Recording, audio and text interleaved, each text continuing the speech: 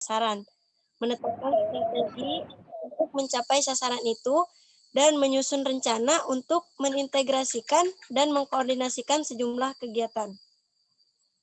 Yang kedua, mengorganisasi, yaitu fungsi manajemen yang mencakup proses menentukan tugas apa yang harus dilakukan, bagaimana cara mengelompokkan tugas-tugas itu, siapa yang harus melapor ke siapa, dan di mana keputusan harus dibuat. Yang ketiga yaitu memimpin, yaitu fungsi manajemen yang mencakup memotivasi bawahan, mempengaruhi individu atau tim pada saat mereka bekerja, memiliki saluran komunikasi yang paling efektif, dan memecahkan dengan berbagai cara masalah perilaku karyawan. Yang keempat yaitu mengendalikan, yaitu fungsi manajemen yang mencakup memantau prestasi atlet pelajar aktual, membandingkan aktual dengan standar, dan membuat koreksinya jika perlu. Mungkin saya kembalikan kepada moderator.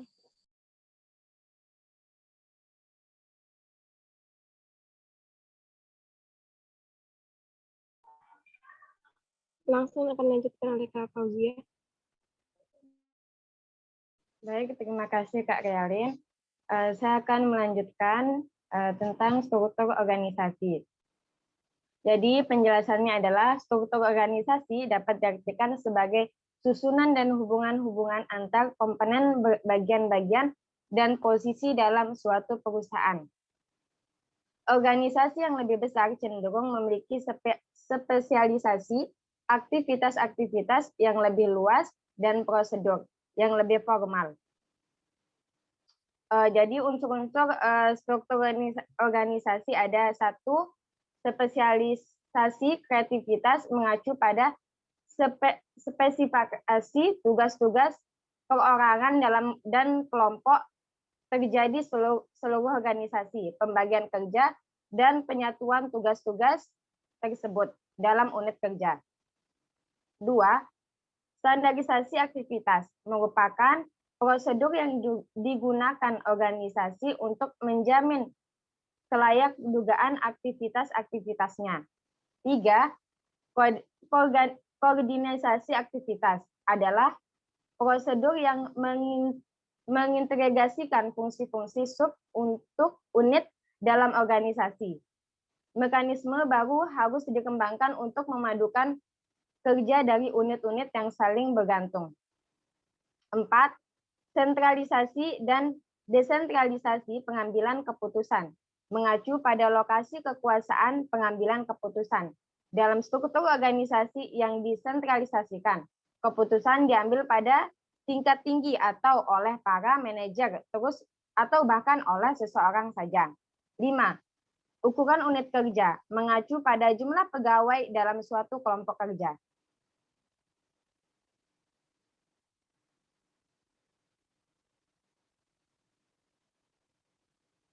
Pembagian kerja. Keterlibatan orang lain dalam pekerjaan suatu organisasi harus disertai dengan manajemen yang baik dalam suatu organisasi. Dalam unsur-unsur organisasi dapat dirumuskan dengan sebagai pembagian kerja, di mana pelaksanaan aktivitasnya harus disertai dengan tindakan koordinasi yang diarahkan pada pencapaian sasaran. Suatu kelompok kerja atau tim adalah sebuah kumpulan tenaga kerja, manajerial atau non-manajerial, yang bersama-sama menggunakan norma-norma tertentu dan berusaha keras untuk memuaskan kebutuhan mereka melalui pencapaian sasaran kelompok. Pembagian kerja dalam perusahaan didasarkan atas fungsi-fungsi perusahaan yang melaksanakan kegiatan dalam perusahaan. Integrasi dari setiap fungsi untuk mencapai sasaran perusahaan harus dimulai dari hierarki yang paling rendah sampai pada hierarki yang paling tinggi. Setiap bagian fungsi akan mempersempit lagi kegiatan pada bagiannya masing-masing, sehingga karyawan akan mempunyai suatu keahlian khusus. Pengelompokan atau pembagian kerja berdasarkan fungsi akan memudahkan personalia mencapai tingkat prestasi yang tinggi dengan adanya spesialisasi kerja dan menawarkan manfaat penghematan dalam ukuran proses peralatan.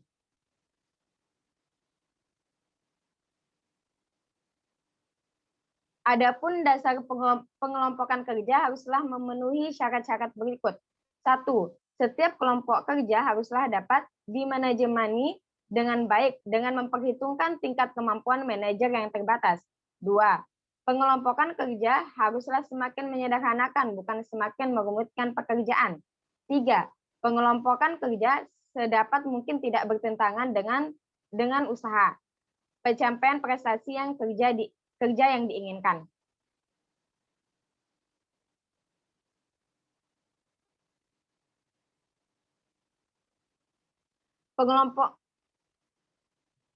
Pengelompokan berdasarkan fungsi akan menjadi efektif apabila digampangkan dalam suatu pola organisasi.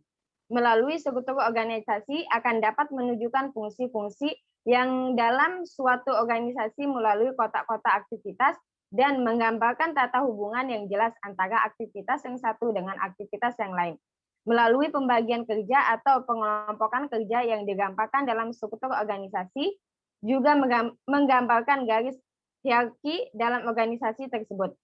Disertai dengan merancang suatu uraian tugas, job description, dari setiap bagian dan hierarki.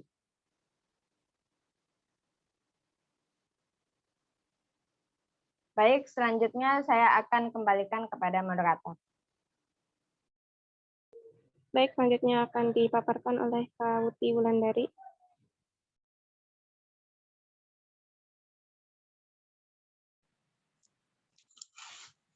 Baik, saya di sini akan memaparkan hasil wawancara.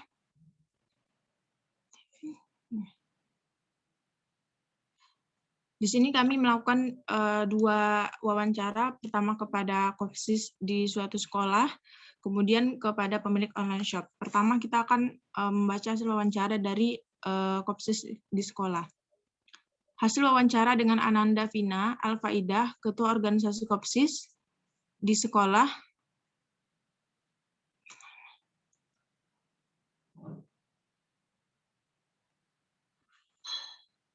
Di sekolah MAN 2 Cirebon. Koperasi itu sendiri artinya koperasi yang ada di dalam lingkungan sekolah yang beranggotakan siswa dari sekolah tersebut yang dapat melakukan kegiatan ekonomi tanpa badan hukum dan keuangannya itu bisa dinikmati oleh siswa. Kalau buat manajemen Kopsis itu sendiri, ini mah sesuai yang ada di sekolahnya sendiri. Buat mengelola Kopsis itu sendiri. Pertama, kita harus mempunyai anggota Kopsisnya. Terus, direkrut dulu buat melihat kemampuan siswa yang mau daftar jadi anggota Kopsisnya. Setelah melakukan anggota, kita lakukan promosi tentang apa yang kita jual di Kopsis. Kayak bazar di event sekolah. Biasanya, kita ada kegiatan seminar yang lingkup dalam saja cuman isinya anggota sama pembina Kopsis. Ada evaluasi juga setiap bulannya buat melihat kematangan siswa dalam mengelola Kopsis. Buat bagi hasilnya, biasanya setiap habis ada event gitu, kita makan-makan buat bentuk semangat jalanin event. Hasil dari Kopsis itu juga buat beli seragam. Jadi Kopsis juga bantu biaya seragam siswa tanpa sepengetahuan siswa. Kita kayak setor uang gitu ke sekolah buat bayar seragam. Fungsi manajemen banyak banget kalau nggak di-manage dengan baik yang ada di Kopsis, nggak bakal bisa bantu siswa buat bayar seragam. Struktur Kopsisnya ada pembina, pembimbing, penasihat, ketua, sekretaris, bendahara, divisi bazar, dan divisi humas.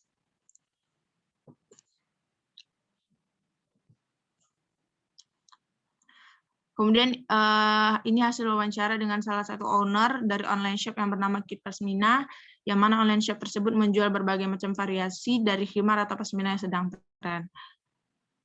Di sini kami menanyakan bagaimana cara memanage atau mengatur dalam menjalankan bisnis ini. Dalam menjalankan bisnis ini, kami melakukan perencanaan atau perancangan dengan membagi tugas. Karena di sini ownernya ada 2 orang ya. Jadi misalnya dalam urusan desain atau mengedit foto dan packing pesanan itu adalah tugas saya sendiri. Kemudian untuk urusan menjadi model foto atau mengirim barang itu adalah tugas dari teman saya. Sedangkan dalam pemilihan bahan yang akan dijadikan untuk hijab atau memilih model hijab terbaru, itu adalah tugas kami berdua dengan hasil berdiskusi bersama. Mungkin seperti itulah perencanaan atau perancangan yang kami lakukan dalam menjalankan bisnis ini. Kemudian dalam manajemen keuangan, kami mempunyai buku catatan khusus untuk keuangan. Setiap pemasukan maupun pengeluaran wajib ditulis di sana. Kemudian setiap bulannya kami akan mengevaluasi keuangan tersebut, apakah keuntungannya meningkat atau menurun. Dan juga kami memiliki 3 tempat untuk penyimpanan uang. Yang pertama yaitu ada ATM, kemudian celengan, dan dompet penjualan. Yang kami gunakan untuk dijadikan modal kembali atau keperluan kami adalah uang yang di dalam dompet. Sedangkan uang yang di dalam ATM atau di dalam celengan itu kami simpan. Dan nanti untuk pembagian hasil itu kami lakukan sekali setahun dari uang yang kami simpan di ATM tadi. Kemudian dalam bisnis ini juga, karena kami memilikinya berdua, jadi dalam pengawasan dan perancangan kami lakukan berdua dengan sebaik mungkin. Kemudian hal yang selalu menjadi prioritas adalah terus menjalin komunikasi yang baik, apalagi dalam membuat sebuah keputusan harus didiskusikan dengan baik-baik juga. Dan juga diusahakan agar tidak terjadi miscommunication antara kita dengan partner bisnis kita, karena itu adalah suatu kunci untuk kemajuan bisnis kita tersebut. Baik, saya kembalikan kepada moderator.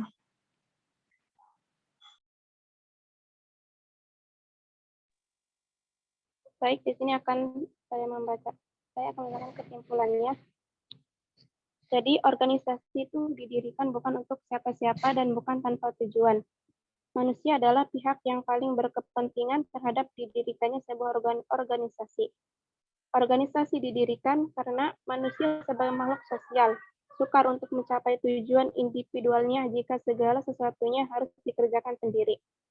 Kalau dengan bekerja sendiri, tujuan individual tersebut bisa dicapai, tetapi akan lebih efisien dan efektif jika cara pencapaiannya dilakukan dengan bantuan orang lain melalui sebuah organisasi. Artinya, tujuan didirikannya sebuah organisasi adalah agar sekelompok manusia yang bekerja dalam satu ikatan kerja lebih mudah mencapai tujuannya ketimbang mereka harus bekerja sendiri-sendiri. Dalam hal ini harus dipahami bahwa meski ada kerjasama di antara sekelompok orang dalam satu ikatan kerja, tetapi tidak bisa diinterpretasikan bahwa tujuan mereka itu sama. Ada kemungkinan tujuan masing-masing individu itu berbeda, tetapi kesediaan mereka berada dan bergabung dalam sebuah organisasi menunjukkan atau dianggap bahwa mereka mempunyai kesepakatan untuk saling membantu dalam mencapai satu set tujuan, baik tujuan masing-masing individu ataupun tujuan organisasi itu sendiri. Baik, untuk itu saya serahkan kepada kelas B untuk melanjutkan presentasi. Baik, terima kasih kepada moderator kelas E yang telah memberikan waktu untuk saya. Saya mulai dari awal. Bismillahirrahmanirrahim. Assalamualaikum warahmatullahi wabarakatuh. Assalamualaikum warahmatullahi wabarakatuh. Alhamdulillahirabbil wa bihi nasta'in ala umuri dunya waddin. Wassalatu wassalamu ala asyrofil anbiya'i wal mursalin wa ala alihi wa sahbihi ajma'in. Amma ba'd. Pertama-tama yang kami hormati Bapak Dr. Iwan Purwanto, MPD selaku dosen kewirausahaan, dan yang saya banggakan serta cintai teman-teman dari kelas B dan kelas E. Baiklah, saya Kamila, saya selaku MC dari kelompok 8 yang terdiri, kelompok kami yang terdiri dari Hayati Adawiyah, kemudian ada Indana Fauzul Uliah, dan ada Liza. Kami akan membahas mengenai aspek organisasi dan manajemen. Sebelum kita mulai, saya akan menyampaikan susunan acara pada pagi hari ini.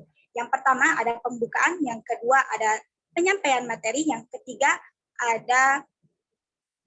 ada sesi tanya jawab, yang keempat ada pengarahan dari dosen, yang kelima ada penutup.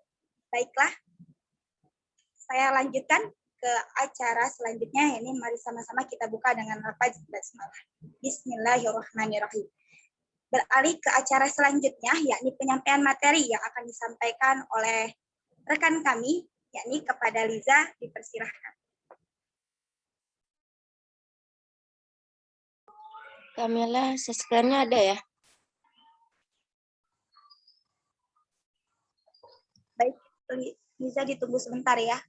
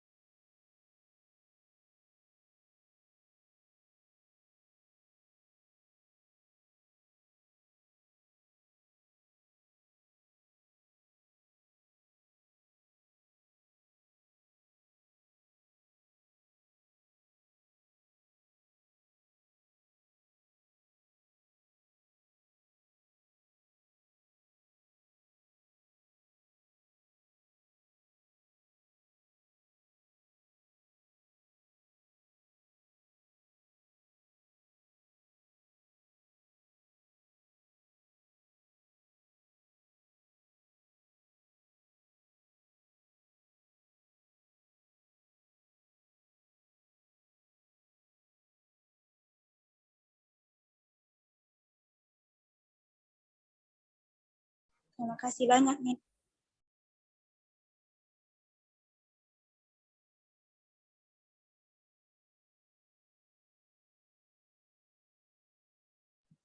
Baik, kepada Saudari Liza, boleh diambil alih. Baik, terima kasih moderator. Slide-nya bisa dinaikin.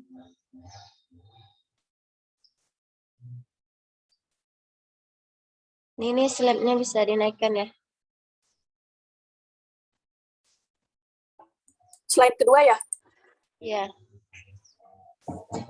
Pengertian organisasi. Organisasi adalah setiap bentuk kerjasama untuk mencapai tujuan bersama. Organisasi adalah struktur pembagian kerja dan struktur tata hubungan kerja antara sekelompok orang pemegang posisi yang bekerja sama secara tertentu untuk bersama-sama mencapai tujuan tertentu.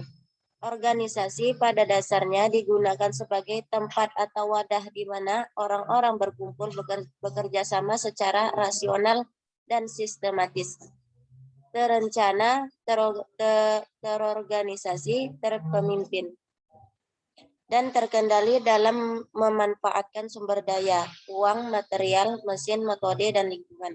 Saranan-saranan, data, dan lain sebagainya yang digunakan secara efisien dan efektif untuk mencapai tujuan organisasi.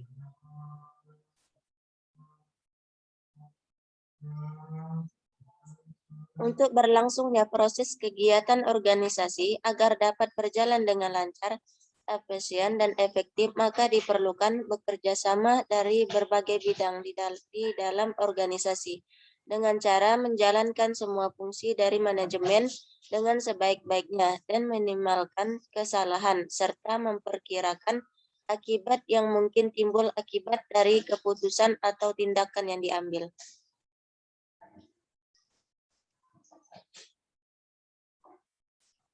Pengertian manajemen. Menurut Kamus Besar Bahasa Indonesia, KBBI, manajemen adalah penggunaan sumber daya secara efektif untuk mencapai saranan atau pimpinan yang bertanggung jawab atas jalannya perusahaan dan organisasi. Dengan demikian, istilah manajemen mengacu kepada suatu proses mengkoordinasi dan mengintegrasikan kegiatan-kegiatan kerja agar diselesaikan secara efisien dan efektif dengan dan melalui orang lain. Proses mengembarkan fungsi-fungsi yang berjalan terus atau kegiatan-kegiatan utama yang dilakukan oleh para manajer. Mungkin hanya ini yang dapat saya sampaikan. Saya kembalikan kepada moderator. Baik, terima kasih banyak kepada Saudari Liza yang telah memaparkan materi. Kita lanjutkan ke pemateri selanjutnya, yakni kepada rekan kami, Hayati Adawiyah. Kepadanya dipersilahkan.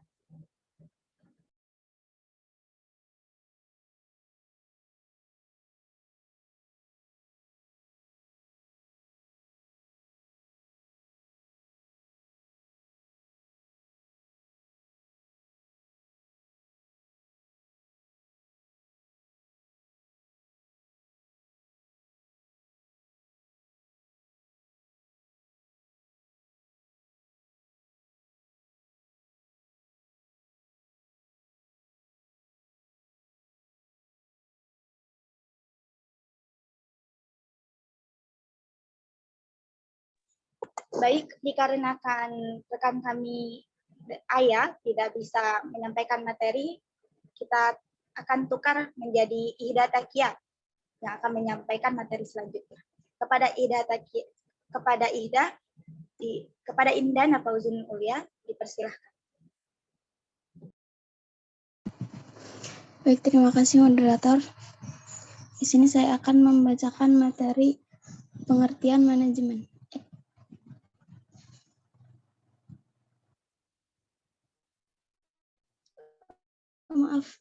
Materi fungsi manajemen. Ini bisa di slide selanjutnya. Baik. Fungsi manajemen. 1. Planning. Proses planning atau proses perencanaan dalam fungsi manajemen adalah tentang bagaimana perusahaan menetapkan tujuan lengkap dengan cara dan strategi untuk mencapainya. Perencanaan dalam fungsi manajemen adalah proses penting mengingatkan planning merupakan langkah awal yang dapat mempengaruhi aktivitas perusahaan ke depannya. Tanpa perencanaan yang matang, fungsi-fungsi manajemen lain tidak akan bisa berjalan dengan norma optimal. Yang kedua yaitu organizing. Organizing atau proses pengorganisasian adalah fungsi manajemen yang berfokus pada pengaturan sumber daya fisik dan manusia yang perusahaan memiliki guna merealisasikan rencana tujuan. Biasanya fungsi organizing dipakai untuk pengelompokan seluruh alat, tugas, orang maupun wewenang yang ada untuk tujuan pemenuhan rencana. Selanjutnya. Yang ketiga yaitu actuating dan directing.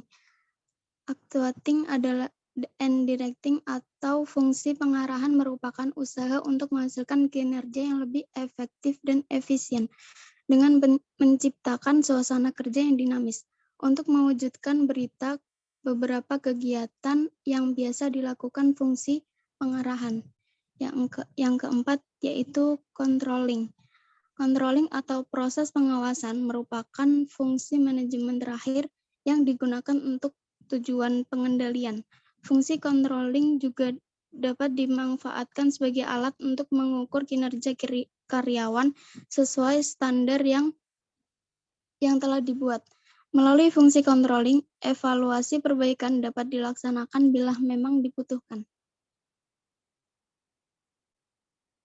Slide selanjutnya.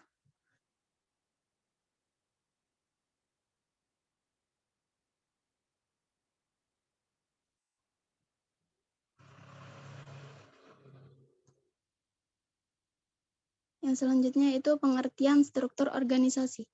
Struktur organisasi adalah suatu sistem yang digunakan untuk mendefinisikan suatu hierarki atau pemimpin dalam suatu organisasi.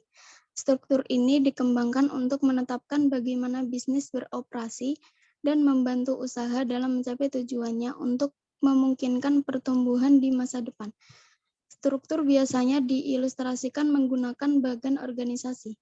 Menurut Robin dan Coulter, struktur organisasi diartikan sebagai kerangka kerja formal organisasi yang dengan kerangka kerja itu tugas-tugas pekerjaan dibagi-bagi atau dikelompokkan dan dikoordinasikan.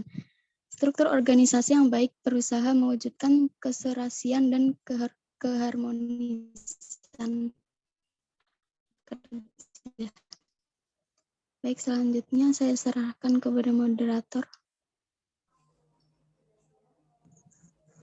Baik, terima kasih banyak kepada rekan kami yang telah menyampaikan materi. Kita lanjutkan kepada pemateri selanjutnya, yakni kepada Hayati Adawiyah, dipersilahkan. Baik, terima kasih moderator. Langsung saja. Fungsi atau kegunaan struktur dalam organisasi. Yang pertama itu ada kejelasan tanggung jawab. Setiap anggota organisasi harus bertanggung jawab dan apa yang harus dipertanggungjawabkan. Setiap anggota organisasi harus bertanggung jawab kepada pimpinan atau atasan yang memberikan kewenangan, karena pelaksanaan kewenangan itu yang baru dipertanggungjawabkan. Yang kedua, kejelasan kedudukan. Kejelasan kedudukan seseorang dalam struktur organisasi sebenarnya mempermudah dalam melakukan koordinasi maupun hubungan karena adanya keterkaitan penyelesaian suatu fungsi yang dipercayakan kepada seseorang. Yang ketiga, kejelasan uraian tugas. Dalam struktur organisasi sangat membantu pihak pimpinan untuk melakukan pengawasan pengendalian. Dan bagi bawahan akan dapat berkonsentrasi yang jelas. Selanjutnya, pengertian pembagian kerja. Pembagian kerja merupakan pengelompokan kegiatan atau aktivitas serta tenaga kerja ke dalam bagian-bagian tertentu sesuai dengan kategori yang ditentukan. Tujuan suatu organisasi memerlukan pembagian kerja adalah terbatasnya kemampuan individu-individu dalam melakukan berbagai kegiatan. Sebagai contoh, pembagian kerja dalam tim sepak bola, di mana ada manajer tim, kepala tim, asisten pelatih, dokter tim, penjaga gawang, dan pemain lainnya. Penggolongan menjadi bagian-bagian dalam organisasi dapat didasarkan pada beberapa faktor sebagai berikut. Yang pertama didasarkan pada suatu angka, yang kedua didasarkan pada waktu, yang ketiga didasarkan pada fungsi perusahaan, yang keempat didasarkan pada luas daerah operasi, yang kelima didasarkan pada jenis barang yang dihasilkan, dan terakhir didasarkan pada jenis langganan. Selanjutnya, hasil wawancara dari narasumber pertama kami, Kak Hanif, seorang pengusaha kurma. Beliau mengatakan, tujuan melakukan bisnis tentu untuk mendapatkan laba. Terus, untuk memenuhi kebutuhan pasar yang membutuhkan stok kurma muda bagi kalangan yang setara. Untuk mengefisienkan bisnis, perlunya teamwork yang solid dan butuh tangan kanan yang memang dari kerabat terdekat dahulu. Untuk pemula, hendaklah mulai memanajemenkan di komoditas mana yang kompetitor yang sedikit. Jadi bisa menguasai harga pasar. Struktur bisnis yang baik yaitu struktur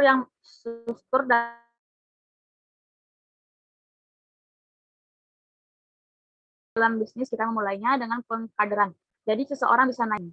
Bagian kerja dalam bisnis yang ideal berawal dari sikap daya tahannya terhadap tanggung jawab. Dan masing-masing mereka tidak pernah dipaksa untuk melakukan sesuatu, kecuali hanya mereka pribadi yang memilih sendiri. Selanjutnya wawancara kedua dengan Kak Abel, yaitu pengusaha kaos dan kerudung online. Dia mengatakan, tujuan melakukan bisnis saya itu dulu karena saya hobi saja. Lama-kelamaan punya pengalaman dan keinginan untuk membesarkan bisnis sendiri. Ya tentu dengan mendapatkan laba. Dan untuk membantu meringankan beban orang tua. Dan saya memenuhi kebutuhan saya sendiri dan masyarakat yang membutuhkan jualan saya. Dulu saya mengefisienkan bisnis saya sendiri, karena masih kecil-kecilan, hanya jualan di all shop. Sekarang alhamdulillah sudah punya toko sendiri, jadi ada tim yang mengusulkan ide-ide jualan juga. Untuk memula, hendaklah mulai memanajemen di komoditas teman-teman terdekat dulu sih menurutku. Struktur dalam bisnis, saya memulainya dengan penawaran melalui online. Karena sekarang serba online, jadi saya melakukan promosi lewat online. Pembagian kerja dalam bisnis saya sesuai pengalaman tim yang saya punya. Jadi memberi ide atau boleh mengoreksi atau menambah ide-ide yang saya buat. Sekian dari saya kembalikan ke moderator. Baik, terima kasih banyak kepada Hayati Adawiyah yang telah menyampaikan materi. Nah, mungkin cukup sekian materi dari kelompok kami. Kami akan lanjutkan dengan sesi tanya jawab. Kepada teman-teman yang ingin bertanya, dipersilahkan. Baik, terima kasih rekan-rekan semua para pemakalah yang hari ini. 2 kelompok, luar biasa. Silahkan kalau mau menyampaikan diskusinya atau menyampaikan beberapa pertanyaan. Mika mau menyampaikan? Lagi sarapan, Mika. Junita, atau mungkin para pemakalah, Huti mau menyampaikan, Kamila juga pertanyaan atas kaitan dengan materi yang mungkin bukan mungkin ya, yang tadi dihubungkan dengan atau dikonfirmasi atau divalidasi dengan riset lapangan Anda ya ke beberapa responden atau ke beberapa pemilik bisnis yang berada di sekitar Anda. Silahkan, ada yang mau disampaikan atau ditanyakan.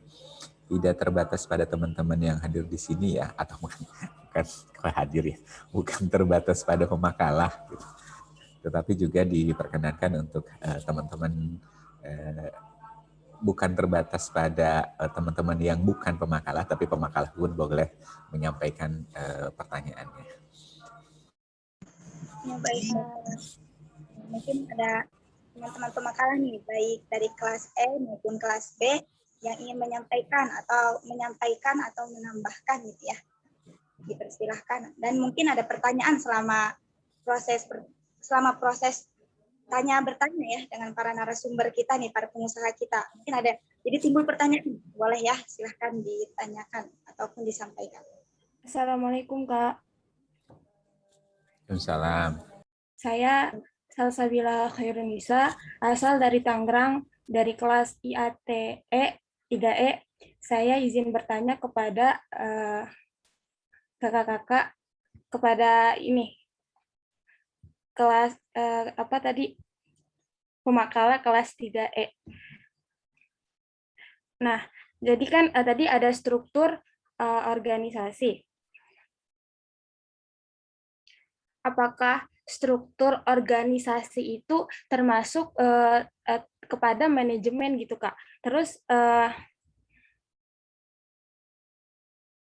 kan di struktur organisasi itu kan pasti ada jabatan-jabatan, nah seperti kayak direktur gitu, manajer, terus operasional, terus kayak HRD, supervisor gitu. Lalu apakah semua perusahaan itu sama gitu dalam struktur organisasinya? Kalau tidak, apa yang menjadi perbedaannya gitu? Assalamualaikum Kak, izin bertanya. Tadi di PPT, udah bisa belum bertanya? Bisa.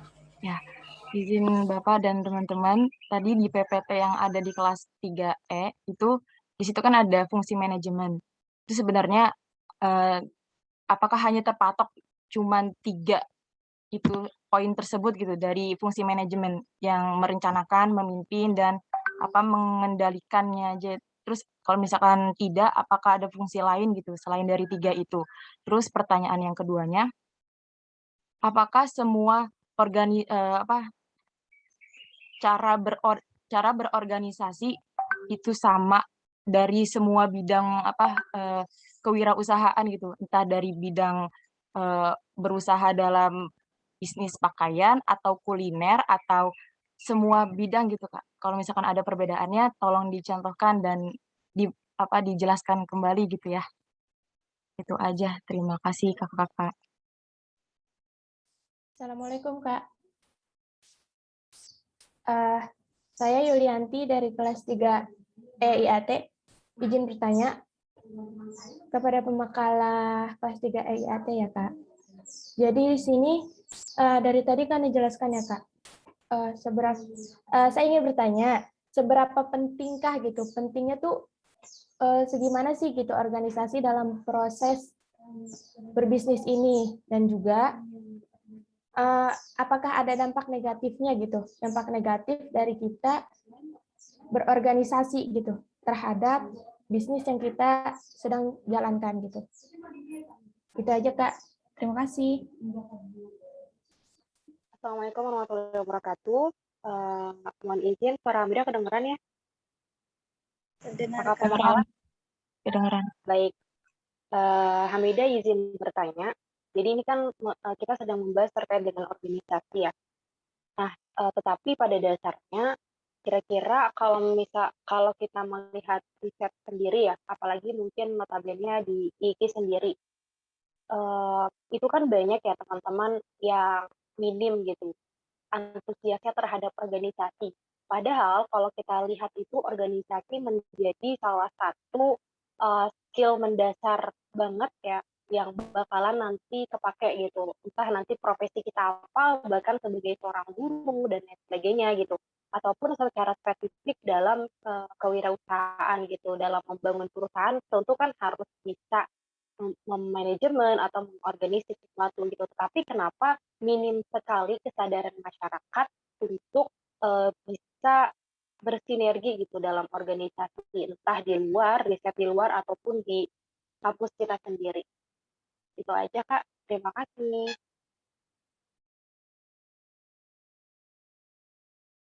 Bentar, Hamidah, tadi pertanyaannya gimana ya? Pokoknya intinya, ya Bapak. Mungkin intinya ini ya, kenapa masyarakat atau lingkungan yang berada di kampus maupun di luar kampus tidak tergerak hatinya untuk bergabung atau mempelajari atau juga terlibat langsung di dalam sebuah organisasi ya. Padahal itu hal yang sangat penting. Gitu ya, mungkin Hamidah Nurah. Iya, betul Bapak. Oke.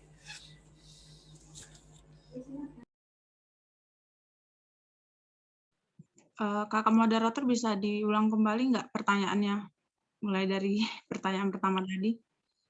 Ya, baik, Kak. Dari Kak Sabila, yang pertama itu struktur organisasi. Apakah struktur organisasi itu Termasuk dalam manajemen. termasuk kepada manajemen tidak? Terus kan pasti ada jabatan-jabatannya kayak direktur dan lain-lain. Nah, lalu apakah semua jabatan dalam perusahaan itu sama? Kalau beda itu apa perbedaannya? Terus yang kedua, fungsi manajemen kan tadi ada 3 ya di dalam PPT. Nah, apakah ada fungsi lain selain dari 3 tersebut? Terus, apakah cara berorganisasi itu sama dari bidang kewirausahaannya? Kalau beda itu apa perbedaannya? Terus yang ketiga, seberapa penting organisasi dalam berbisnis? Apakah ada dampak negatif yang dijalankannya?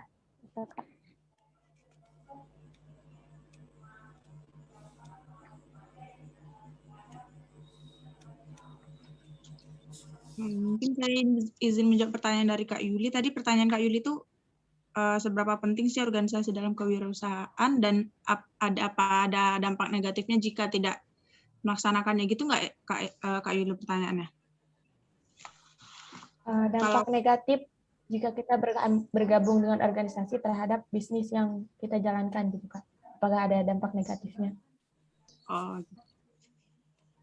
Kalau menurut saya sih penting ya gitu organisasi dalam kewirausahaan meskipun misalnya organisasinya ini tidak tertulis jelas gitu. Seperti tadi yang wawancara kami dengan salah satu online shop, dia kan itu nggak jelas ya ini ketua atau apa.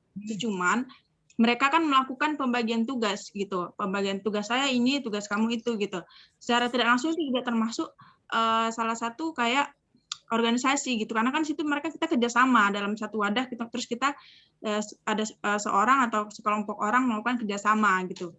Terus dampak negatifnya sih menurut saya apa ya, nggak ada mungkin ya, karena memang perlu gitu. Karena kalau nggak ada organisasi, kita nggak mungkin berjalannya suatu kewirausahaan itu akan sulit gitu Kak.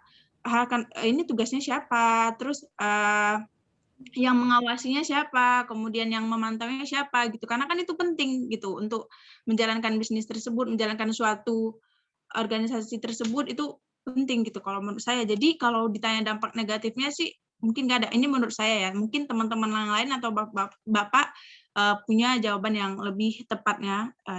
Saya mohon koreksinya. Baik, Uti sudah lengkap. Oke, ada lagi yang lain yang melengkapi Uti? Ya, Pati ya. Saya izin bertanya untuk IAT 3B boleh atau IAT 3E kalau mau jawab juga boleh. Pertanyaannya, bagaimana cara meningkatkan kemajuan suatu perusahaan dari sisi manajerial, sedangkan pemilik usaha tersebut tidak memiliki kepemimpinan yang sesuai dengan kapabilitas yang merupakan ciri dari sebuah perusahaan yang sudah terorganisasi dengan baik. Artinya jadi intinya bagaimana untuk mengembangkan usaha sementara pimpinan usaha tidak memiliki kapasitas untuk itu gitu ya. Ya, tapi dari sisi manajerial itu Pak. Iya betul, manajerial. Ya, terima kasih.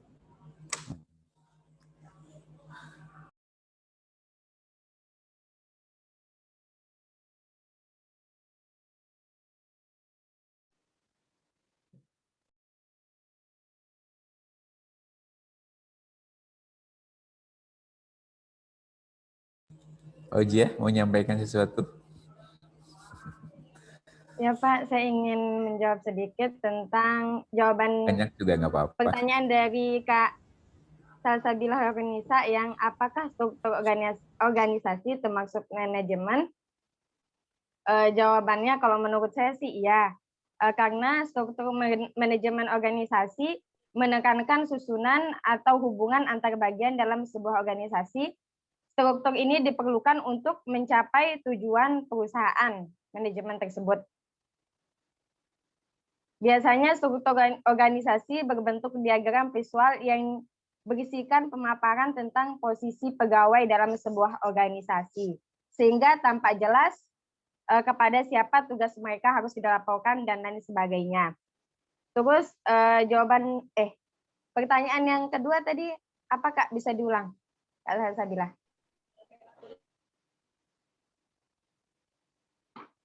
Apakah setiap organisasi memiliki struktur atau orang-orang atau komponen-komponen yang berbeda satu dengan yang lainnya? Kalau tidak salah gitu ya.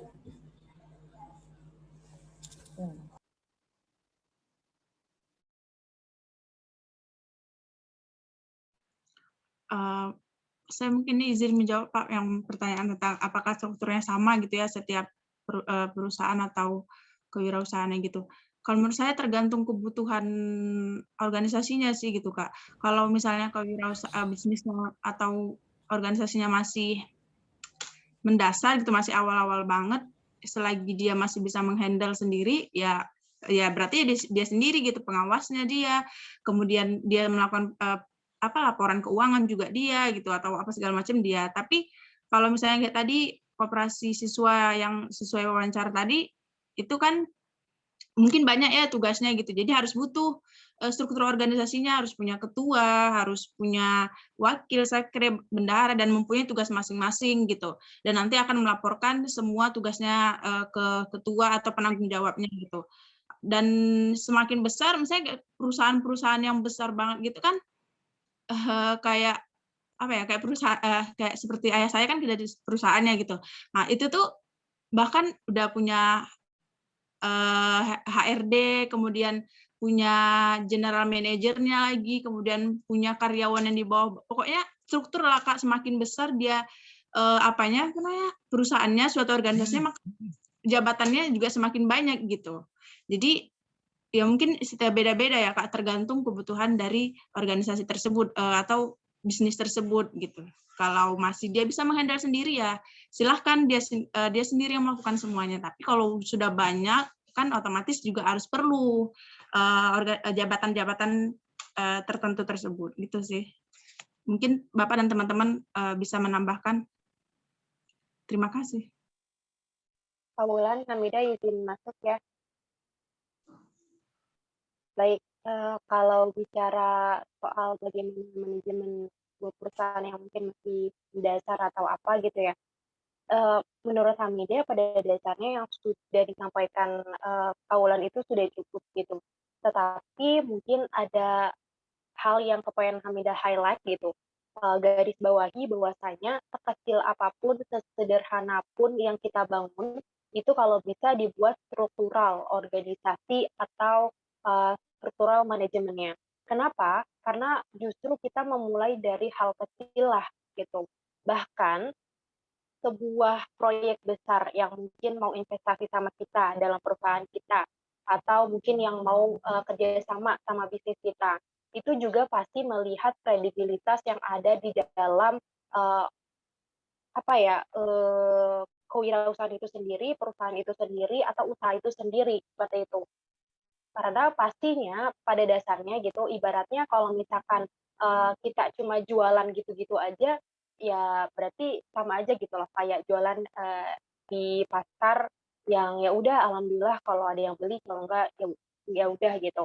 Sedangkan kan kalau misalkan untuk peningkatan kualitas penjualan ya, baik produksi, kemudian bagaimana cara publikasinya, promosinya, dan lain sebagainya, itu kan pasti ada yang mengatur dan ada bagian-bagiannya.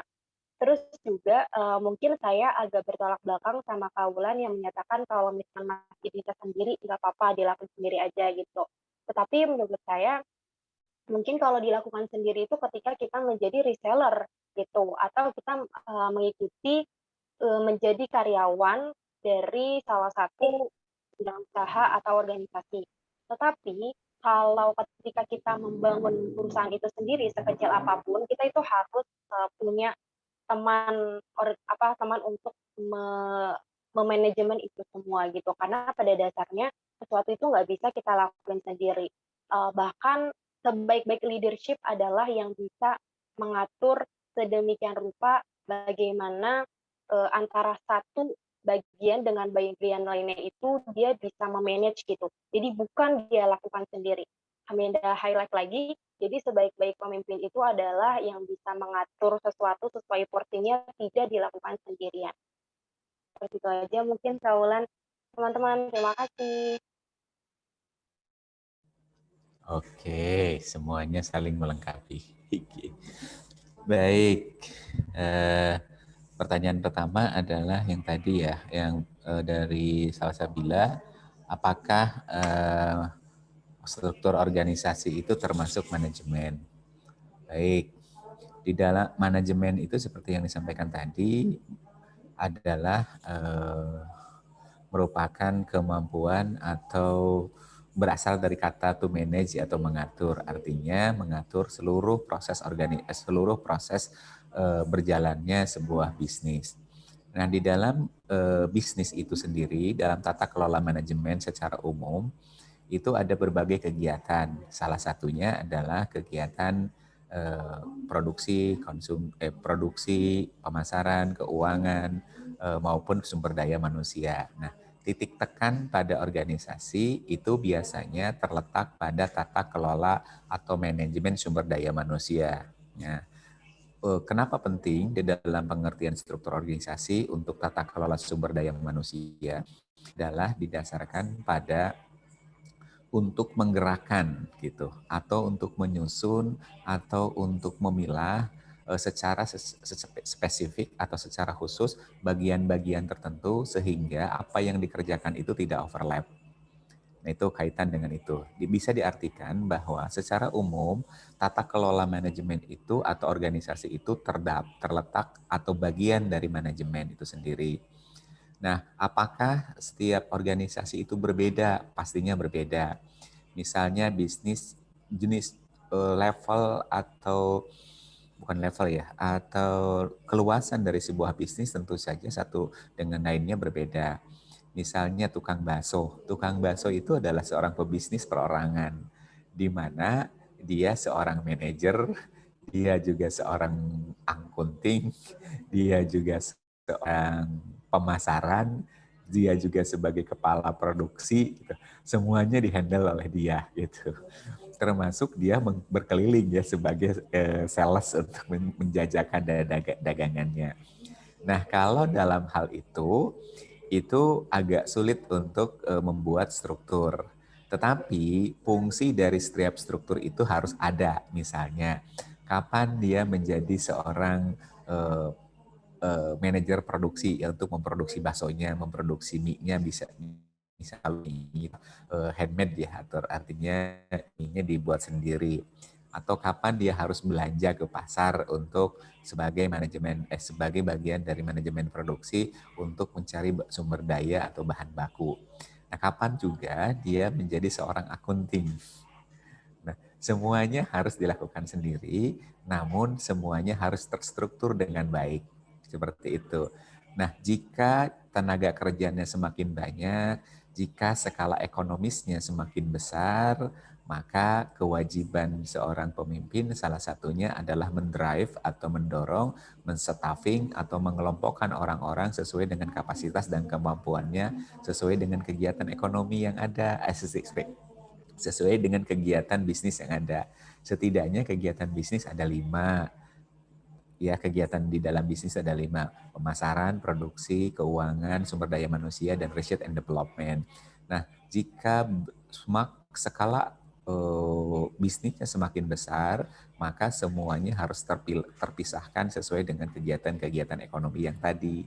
Tetapi jika hanya 2 orang misalnya, ya yang terpenting ada pembagian di kegiatan ekonomi tadi. Kapan menjadi seorang manajer, kapan menjadi seorang keuangan, kapan sebagai seorang desainer seperti yang disampaikan tadi di hasil riset yang Anda lakukan, itu bisa aja, tetapi setidaknya ada pembagian-pembagian dalam struktur organisasi yang tepat seperti itu. Tentu saja sesuai dengan kapasitas dan kemampuan masing-masing ya, seperti itu. Bisa merangkap-rangkap, bisa jadi seorang manajer menjadi seorang cleaning service juga kalau hanya 2 orang misalnya di dalam suatu perusahaan. Itu hemat saya nggak masalah. Tetapi yang terpenting bahwa struktur organisasinya akan sama di setiap jenjang, cuman penempatan orang-orangnya itu akan sangat berbeda seperti itu. Seperti itu ya, tapi pada intinya akan relatif sama. Pada intinya ada bagian produksi, ada bagian keuangan, ada bagian pemasaran, ada bagian tata kelola sumber daya manusianya, ada bagian pengembangan riset dan development. Setidaknya ada itu. Cuman yang membedakan apakah dipegang oleh 1 orang atau dipegang oleh 1 orang semuanya di dalam kegiatan struktur organisasi itu, ya, atau dipegang oleh banyak orang tergantung skala ekonomi perusahaannya, misalnya seperti itu. Kalau usahanya hanya berdua, misalnya suami istri, ya siapa yang jadi manajer, siapa yang menjadi keuangan, ya monggo terserah. Cuman aktivitas ekonominya tetap harus ada seperti itu. Jangan sampai beberapa tahun yang lalu ada yang mengatakan, ada hasil wawancara katanya, Bapak punya karyawan juga? Punya, katanya. Siapa karyawannya? Istri saya.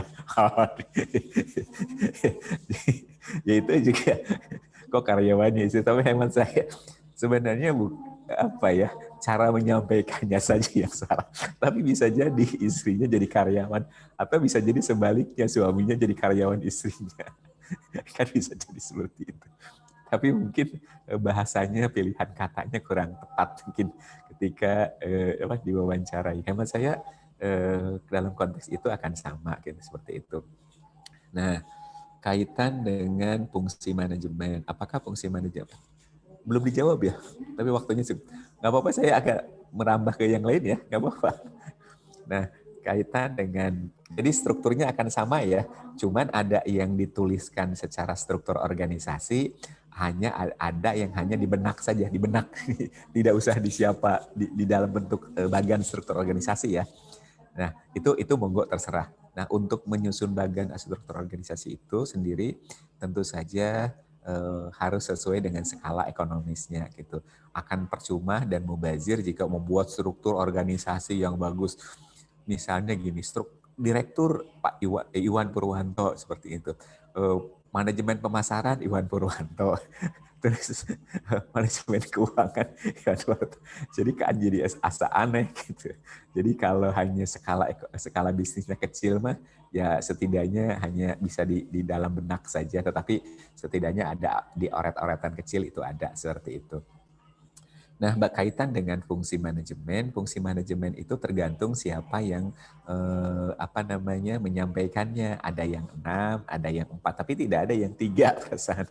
Yang ada itu paling sedikit 4. Yang paling sedikit itu 4 itu adalah planning, perencanaan, terus POAC ya, POAC, planning, organizing, actuating, sama controlling, seperti itu. Tapi juga ada yang menambahkan staffing, seperti itu. Atau juga ada yang menambahkan, saya lupa namanya, ada yang menambahkan juga, bukan actuating, ada yang menambahkan yang lainnya, coordinating misalnya.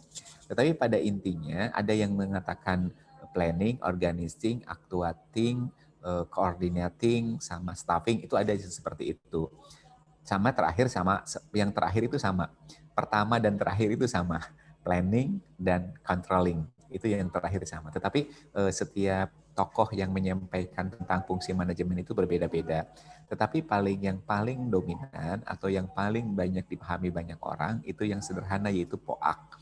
Planning, organizing, actuating, sama controlling. Yaitu adalah perencanaan, pengorganisasian, pelaksanaan, sama pengontrolan atau evaluasi. Gitu. Ada juga yang controllingnya diganti dengan evaluasi.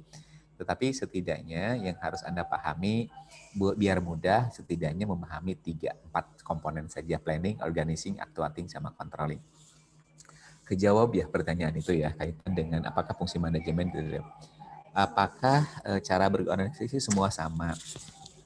Di dalam sebuah organisasi itu punya cara dan karakter yang berbeda. Karena organisasi sendiri memiliki kultur yang berbeda atau budaya yang berbeda. Nah, kultur itu biasanya dibangun atau dikembangkan oleh leadernya, kan gitu. Nah, biasanya leader itulah akan mewarnai budaya atau kultur organisasi masing-masing. Nah, hal ini didasarkan pada misalnya pengalaman organisasi, yang kedua budaya leader itu berasal, yang ketiga tingkat pendidikan, yang keempat kematangan emosi dari setiap leader itu akan berbeda, seperti itu. Nah, semakin matang seorang leadernya, biasanya akan tercipta kondisi yang kondusif di dalam sebuah organisasi, maka kulturnya akan berbeda-beda. Nah, itu tergantung pada kulturnya. Nah, misalnya paling mudah, gampang dilihat. Di zaman dulu bahwa kantor itu, ruangan kantor itu tertutup. Manajer tertutup sendirian, manajer pemasaran tertutup sendirian, dan semuanya tertutup. Di dalam kultur budaya organisasi modern sekarang, seperti Anda lihat di film-film, di sinetron-sinetron maupun, kantor itu sekarang terbuka. Manajer itu ada di situ, karyawan ada di situ, manajer perusahaan ada di situ. Jadi terbuka saja semua, seperti lihat aja di perusahaan-perusahaan besar sekarang. Jadi terbuka gitu. Bahkan di perusahaan sekarang siapa manajernya ketika orang awal masuk nggak tahu mana yang manajernya, karena ruangan sangat terbuka kan gitu. Nah, itu kultur manusia modern itu seperti itu, tidak tertutup. Silahkan aja, mau diaudit silahkan, mau ini silahkan, karena terbuka, karena yang kembangkan itu kolektif kolegial gitu. Jadi semuanya hampir setara lah, seperti itu. Nah, itu juga budaya yang berkembang pada era sekarang gitu. Jadi luas. Bahkan kultur juga bisa dilihat bahwa kantor itu tidak terasa kantor. Anak-anak modern sekarang itu tidak terasa kantor. Ada tempat main pingpong di ruangan, ada sofa yang besar untuk leyeh-leyehan gitu. Bahkan seperti rumah gitu, kantor itu seperti rumah, padahal itu memang kantor gitu. Nah, itu juga bagian dari kultur budaya yang berbeda sesuai dengan karakter anak muda, tapi kelihatannya Anda itu masuk pada generasi di mana budayanya budaya seperti itu. Seperti itu. Bahkan anak modern sekarang, beberapa waktu yang lalu, 2-3 minggu yang lalu, mungkin saya sudah cerita ke Jogja, bahkan anak-anak Jogja itu kalau belajar itu di kafe. Ada kafe khusus, nongkrong di situ seharian. Ada juga ada beberapa orang di kafe menyewa satu ruangan, harganya 180.000 ya per 6 jam kalau nggak salah di kafe itu. Ya udah, nongkrong, makan, bawa laptop, kuliah online di sana. Ternyata dosennya juga seperti itu, nyewa ruangan. Jadi dosennya juga di kafe, terus ngajar online dengan beberapa dosen yang lainnya, terus diskusi di sana. Itu kan anak modern sekarang gitu.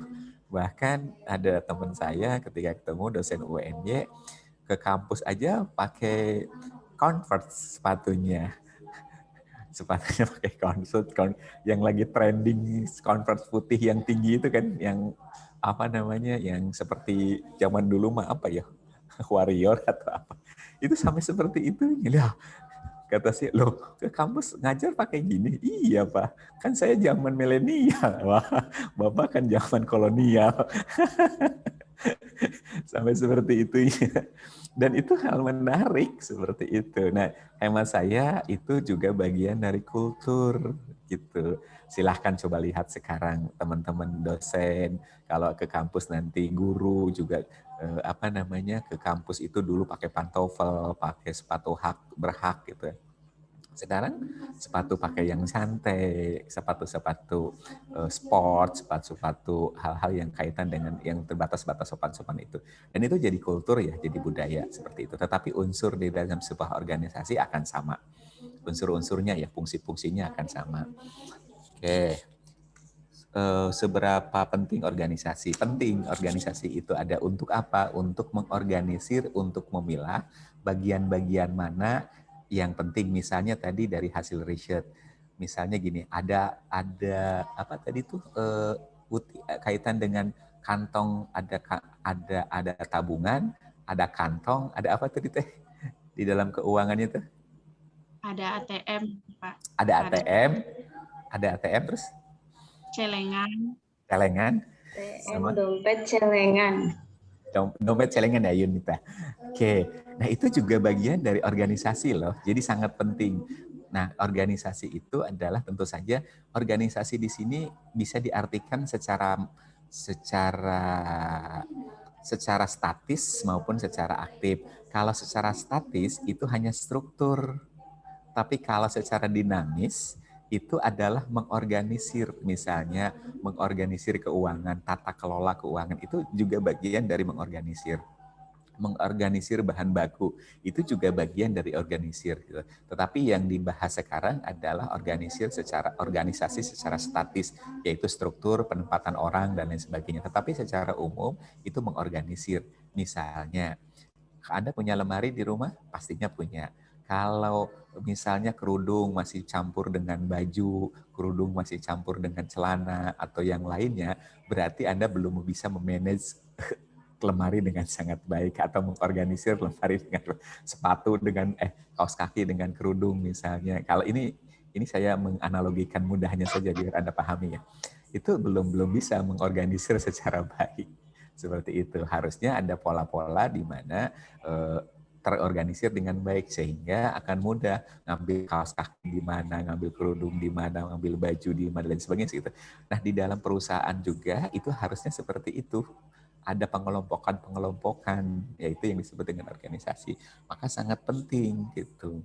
Nah, dampak negatif jika organisasi itu jika mengorganisirnya tidak tepat, tidak menempatkan orang secara baik dan tepat itu juga akan menjadi buruk seperti itu. Tetapi pada intinya organisasi itu harus bisa menyederhanakan semuanya. Harus menjadi efisien misalnya. Jadi ketika ngambil gunting ada di mana, ngambil sepatu ada di mana dan sebagainya. Nah, manajemen yang baik itu salah satunya dikembangkan oleh orang-orang Jepang ternyata. Orang-orang Jepang itu rumahnya simple. Orang-orang juga rumahnya simple, terus baju dan apapun harus ditempatkan pada tempat yang semula gitu. Kalau sekarang gunting kuku aja bisa nyari seharian, padahal mau gunting kuku karena lupa naruhnya kah. Kadang-kadang itu sama Pak Iwan. Gitu. Nah, idealnya ketika menempatkan barang sebagai bagian dari mengorganisir itu adalah ketika sudah menggunakan dikembalikan ke tempat semula dengan posisi yang sama kan gitu. Supaya apa? Kalau itu tidak bisa dikembalikan, maka pengorganisasiannya jelek itu sehingga akan menghabiskan waktu yang cukup banyak gara-gara hanya untuk mencari gunting kuku misalnya gitu, atau hanya mencari arsip kalau di dalam perusahaan.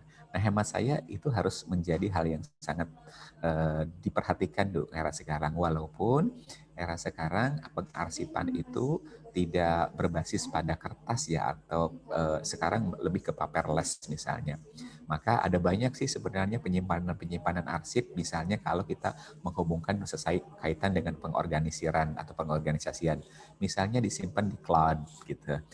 Pasti Anda sudah tahu lah, sangat paham. Sekarang handphone dengan storage-nya kecil saja bisa tidak jadi masalah karena penyimpanan di cloud misalnya, atau penyimpanan di virtual lainnya yang suatu saat bisa diambil. Nah, hemat saya seperti itu. Jadi dampak negatifnya jika pengorganisasiannya acak-acakan maka berdampak negatif. Selanjutnya apa nih ya? Elemen apa sih? Hamidah, kok catatannya ini? Seberapa penting organisasi? Oke, elemen dan minat. Hamidah mohon dibantu untuk pertanyaan ya. Hamidah. Untuk pertanyaan yang ada elemen-elemen organisasi mungkin bukan pertanyaan saya ya Pak. Tapi kalau pertanyaan saya itu terkait dengan antusias publik terhadap organisasi. Ya, Gimana? antusias atau iya. terkait Yes, ketertarikan. Oke, minat Iya. dalam berorganisasi, saya nulisnya minat berorganisasi. Baik. Setiap orang punya passion sendiri-sendiri ya. Setiap orang punya passion sendiri-sendiri. Setiap orang punya gaya sendiri-sendiri. Memang penting sebenarnya untuk melakukan organisasi atau bergabung dalam suatu organisasi. Oleh sebab itu, saya berharap rekan-rekan semua harus bisa tergabung dari berbagai organisasi-organisasi yang ada, baik intrakampus maupun ekstrakampus. Kenapa? Itu untuk mengasah kemampuan nalar, kemampuan berinteraksi satu dengan yang lainnya. Ingat bahwa manusia itu adalah merupakan makhluk sosial. Makhluk sosial itu adalah makhluk yang berorganisasi walaupun tidak terstruktur misalnya. Karena ketika Anda berteman dengan yang lainnya, maka Anda sedang berorganisasi sebenarnya. Nah, kenapa saya berharap Anda ikut berorganisasi dalam berorganisasi formal, maka di sana akan terasah bagaimana Anda bersikap, berperilaku, tata kelola, dan lain sebagainya kaitan dengan pengembangan diri, seperti itu. Nah, kenapa tidak banyak orang yang berminat? Padahal mereka juga sebenarnya berorganisasi walaupun informal.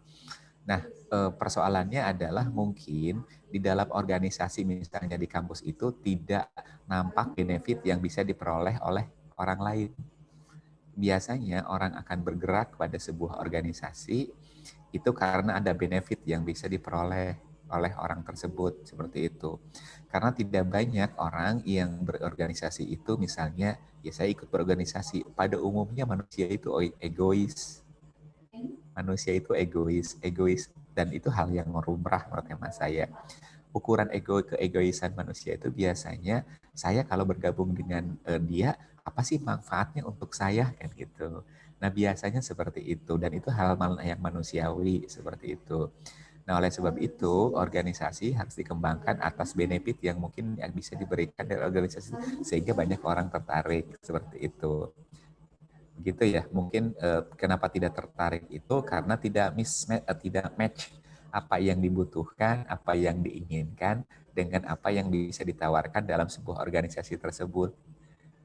Ya, itu intinya, karena manusia itu lebih cenderung, ini bukan saling menuduh, tapi ini karena manusia itu pada umumnya termasuk saya di dalamnya itu egois. Kalau butuh ya oke, kalau enggak ya enggak ikut, seperti itu. Biasanya seperti itu. Nah, hemat saya, karena di dalam bisnis itu ada dua sisi, misalnya sisi benefit sosial maupun benefit ekonomi, yang seperti itu. Nah, biasanya orang yang ikut banyak terkecimpung dalam sebuah organisasi, umumnya adalah memandang bagian dari benefit sosial. Jadi bukan tidak hanya sebatas benefit ekonomi, tapi benefit sosial yang bisa dikembangkan. Nah, hemat saya dorongkan kepada rekan-rekan untuk bisa bergabung di sana. Karena apa? Untuk membangun jaringan. Membangun jaringan untuk kehidupan di masa yang akan datang. Kembali untuk benefit sosial maupun benefit ekonomi di dalamnya.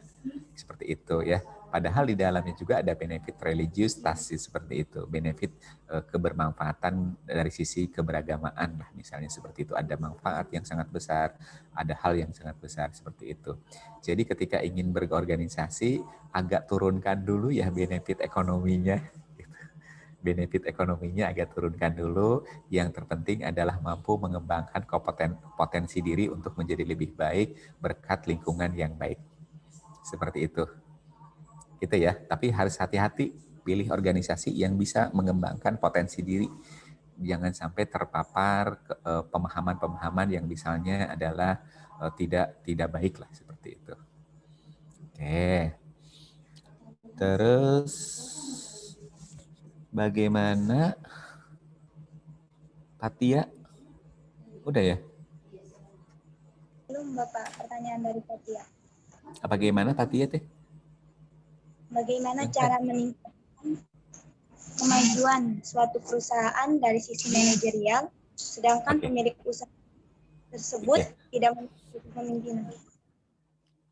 Bagaimana meningkatkan kinerja perusahaan dari sisi tata kelola usaha atau manajerial, tetapi si pemilik usaha juga tidak memiliki kapasitas untuk mengatur usahanya.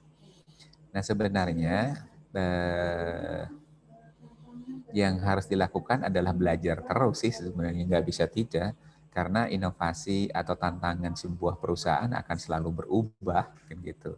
Hari ini laku banget, besok pasti kemungkinan tidak laku. Maka kata kunci entrepreneur itu adalah kreatif inovasi ya, jangan berhenti di situ.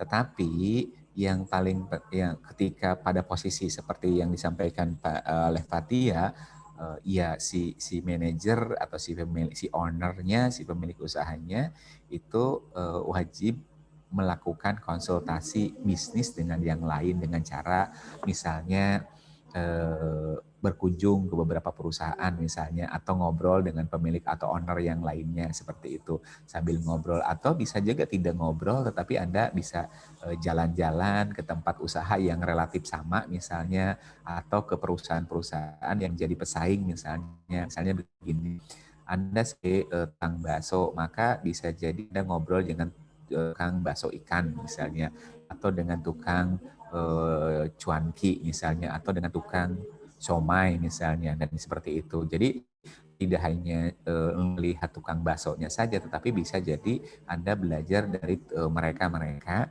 yang bisa jadi menjadi pesaing Anda seperti itu. Boleh bertanya? Boleh. Boleh tidak bertanya juga boleh. Asal ketika Anda mengunjungi mereka adalah diniatkan dengan membawa catatan-catatan kecil misalnya, oh kelebihannya di sini loh, oh kelebihannya di sini dan sebagainya. Nah, hemat saya itu wajib dilakukan. Untuk bisa bisa mengembangkan usahanya dari sisi manajerial seperti itu. Atau jika usahanya sudah sangat maju, maka Anda bisa menggunakan sektor kegiatan usaha, ya bagian dari manajemen itu adalah tata kelola sumber daya manusianya. Misalnya, saya nggak bisa sih aspek keuangan nih, gitu. Oh, saya akan merekrut mahasiswa misalnya, atau pas graduated misalnya, yang memiliki kapasitas dan kemampuan untuk tata kelola keuangan misalnya. Saya lebih baik gaji mereka, tetapi tata kelola keuangannya bisa berhasil dengan baik. Nah, yang terpenting bisa menempatkan orang secara tepat seperti itu. Jika sudah skala bisnisnya sudah mulai meningkat dan sudah mulai besar seperti itu, atau ada bagian yang bisa dialokasikan untuk memanage atau memberikan upah gaji kepada orang-orang yang ada di sekitar Anda misalnya seperti itu. Ingat, ketika Anda berbagi, maka Anda sebagai seorang distributor rezeki bagi yang lain. Nah, ketika Anda menjadi distributor rezeki menjadi yang lain, insya Allah rezekinya akan nambah seperti itu. Mendingan jadi distributor atau menjadi pekerja? Kayaknya mendingan distributor deh. Kalau distributor rezeki, Allah akan memberikan ke Anda dengan cara, kemampuan, dan sebagainya.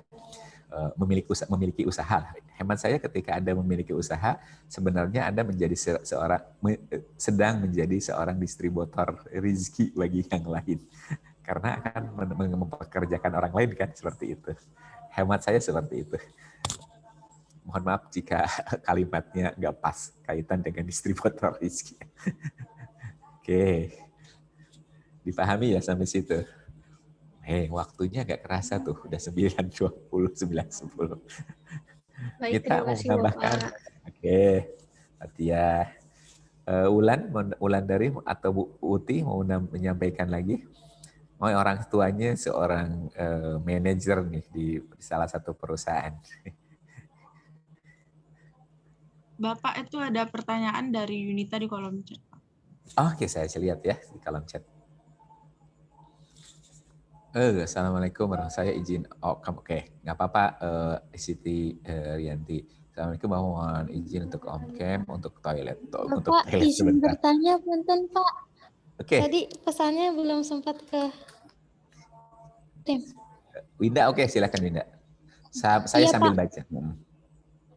Berarti di era sekarang itu lebih baiknya menerapkan konsep unboss gitu nggak sih Pak, yang unlimited movement. Jadi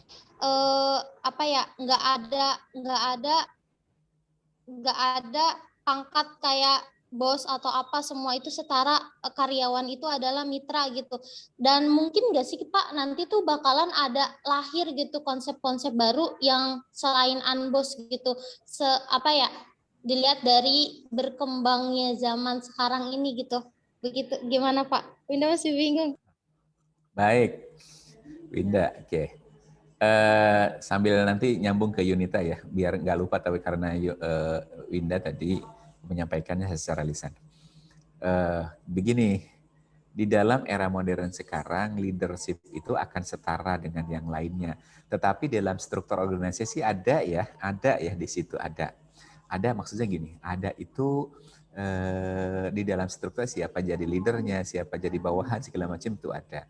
Tetapi di dalam kegiatan sehari-hari di dalam perusahaan, di era modern sekarang seperti yang saya sampaikan tadi, itu tercermin dari ruangan, tercermin dengan gaya berpakaian, tercermin cara bertindak, cara berperilaku. Ke depan itu akan mengarah pada manajemen seperti tadi. Jadi tidak ada bos.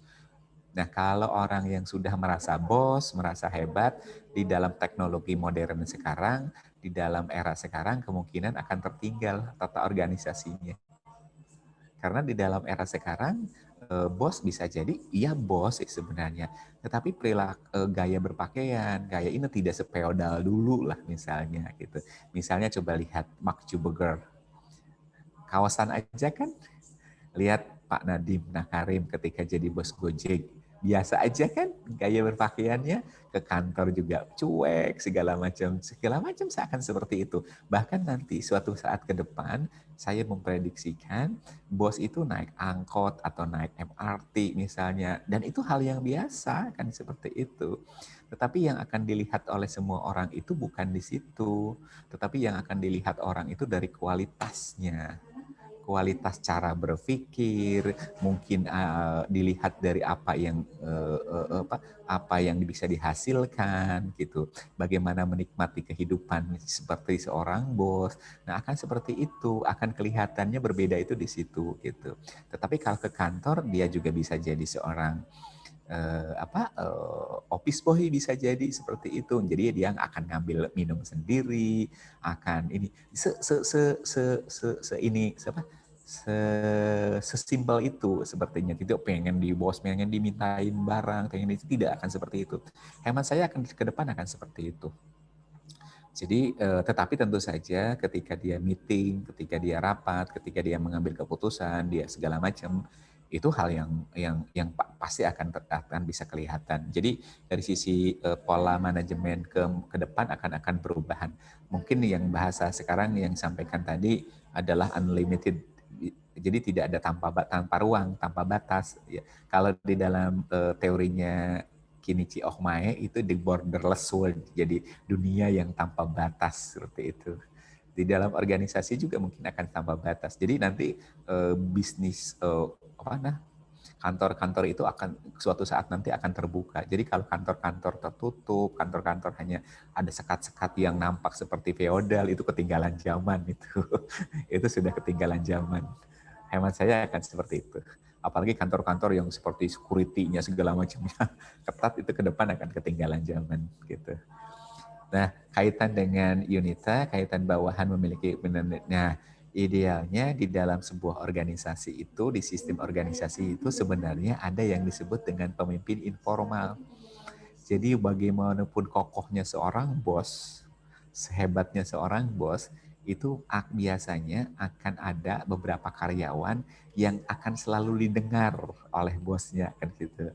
Nah, intinya Anda harus cari tahu orang-orang yang seperti itu untuk ide-ide itu disampaikan di forum dan lain sebagainya. Atau sekarang di era modern sekarang, bos itu kadang-kadang ngajak jalan, ngajak makan, ngajak, semuanya akan seperti itu. Mereka senangnya di mana? Di warteg, ya oke, di warteg. Senangnya di sini, oke, seperti itu. Jadi itu yang saya sampaikan bahwa bos-bos sekarang itu akan seperti itu gayanya. Gayanya luar biasa, bos yang hebat itu sebenarnya gaya seperti itu gitu. Nah, kalau ada juga sih sebenarnya kultur di mana bos itu dengan pakaian perlente, dengan sopir, dengan mobil yang sangat mewah segala macam. Ya ada juga sih sebenarnya, tapi hemat saya ke depan akan seperti itu. Nah, ini agak nyambung dengan pertanyaan yang tadi. Jadi caranya adalah mungkin diajak makan tidak dalam bentuk formal. Yang kedua yang harus Anda perhatikan adalah bos itu punya ego yang biasanya tinggi. Maka ide yang disampaikan jangan di banyak orang. Biarkan bos itu, Anda menyampaikan ide itu secara personal, dan biarkan bos itu bahwa ide itu adalah pure, adalah ide dirinya. Turunkan ego Anda bahwa itu adalah ide Anda. Yang terpenting bahwa ide Anda itu adalah dipakai di perusahaan untuk memajukan perusahaan. Nah, seringkali yang jadi masalah adalah ingin merasa diri hebat gitu. Wah, ini ide saya nih, ini milik saya nih. Nah, seringkali itu yang terjadi. Nah, hemat saya, orang hebat itu salah satunya adalah memiliki kemampuan menurunkan egonya, bahwa ide itu biarkan ide itu, yang terpenting adalah bisa untuk memajukan perusahaan. Apakah itu menjadi diklaim sebagai idenya bos, itu nggak masalah, biarkan itu terjadi. Tetapi tentu saja ada batas waktunya di mana ide itu bisa merupakan ide original Anda pada saat yang akan datang. Caranya hemat saya seperti itu. Nah, kadang-kadang ketika kita dalam berorganisasi harus menurunkan egonya. Intinya jangan ingin tampil dulu lah jadi seorang yang luar biasa. Intinya seperti itu. Tapi yang terpenting idenya mengalir seperti itu. Tuh. Nah, karena ketika ide itu berlian, maka si bos juga akan meminta Anda ulang untuk melakukan hal teknisnya. Baik, itu mungkin khawatir ada dosen lain akan masuk ke ruangan yang sama, khawatir seperti itu. Karena kelasnya kelas virtual. Baik. Ya, Bapak, sebelumnya terima kasih banyak, Pak. Oke, sama-sama semuanya. Oke, sampai ketemu insya Allah di waktu yang akan datang, di kesempatan yang berbeda. Salam entrepreneur, salam 3,5. Salam berorganisasi untuk hari ini. Jadilah orang hebat walaupun Anda tidak dikenal menjadi orang hebat. Life unseen. Hiduplah bermakna dengan cara tidak diketahui banyak orang. Terima kasih. Assalamualaikum warahmatullahi wabarakatuh. Waalaikumsalam warahmatullahi wabarakatuh.